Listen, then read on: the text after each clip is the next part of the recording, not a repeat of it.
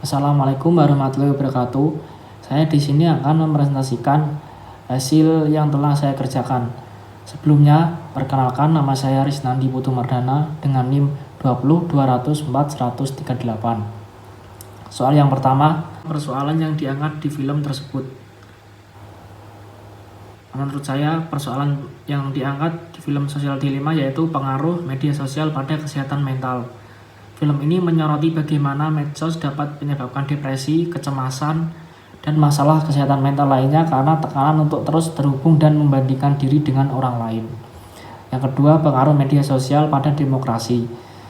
Film ini membahas bagaimana medsos dapat mempengaruhi pemilihan umum dan politik dengan cara yang berbahaya, termasuk penyebaran disinformasi, pemusnahan reputasi, dan algoritma yang memperkuat filter bubble. Yang ketiga, pengaruh media sosial pada privasi. Film ini membahas bagaimana medsos mengumpulkan data pengguna dan menggunakannya untuk tujuan yang tidak diketahui atau tidak diinginkan, serta bagaimana algoritma mereka dapat memperkuat bias yang tidak disengaja. Yang terakhir, pengaruh media sosial pada perilaku konsumen.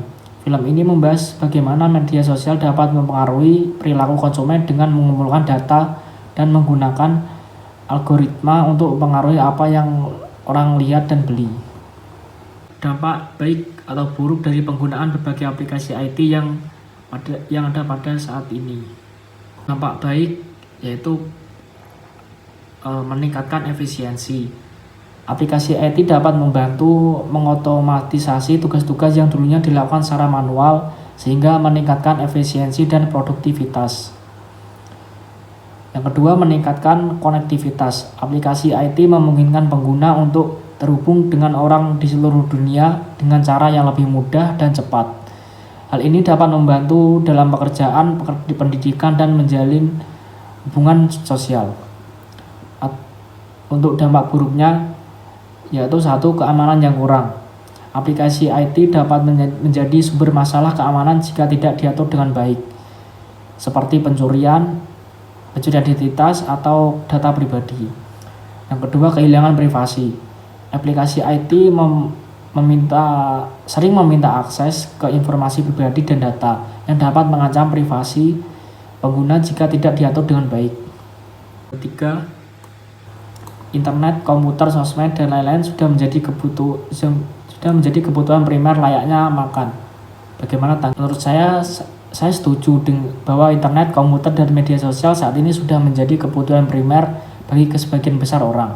Hal ini dikarenakan perkembangan teknologi dan komunikasi yang semakin maju sehingga banyak kegiatan sehari-hari dilakukan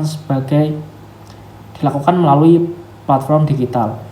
Dan penting untuk diingat bahwa teknologi ini meskipun membawa manfaat juga memiliki dampak yang tidak diinginkan seperti ketergantungan dan kecanduan, serta masalah privasi dan keamanan. Oleh karena itu, penting bagi kita untuk menggunakan teknologi dengan bijak dan bertanggung jawab. Yang terakhir, bagaimana cara bijak dalam menggunakan teknologi informasi agar tidak diperbudak olehnya. Informasi yang pertama, tetapkan batas waktu. Tetapkan batas waktu untuk menggunakan teknologi seperti medsos atau internet dan usahakan untuk tidak melebihi batas waktu tersebut. Yang kedua, pilih aplikasi yang benar-benar diperlukan. Pilih aplikasi atau perangkat lunak yang benar-benar diperlukan dan hindari aplikasi yang hanya akan mengganggu waktu produktivitas Anda. Yang ketiga, pertimbangan dampaknya. Pertimbangan dampak dari penggunaan teknologi dan pastikan bahwa teknologi tidak mengganggu produktivitas, kesehatan mental, atau hubungan sosial Anda. Yang terakhir, pilih konten yang positif. Pilih konten yang positif dan membangun seperti konten pendidikan atau inspiratif dan hindari konten yang bersifat negatif atau merugikan. Dan ini adalah sumber referensi yang saya gunakan. Terima kasih, sekian dari saya. Wassalamualaikum warahmatullahi wabarakatuh.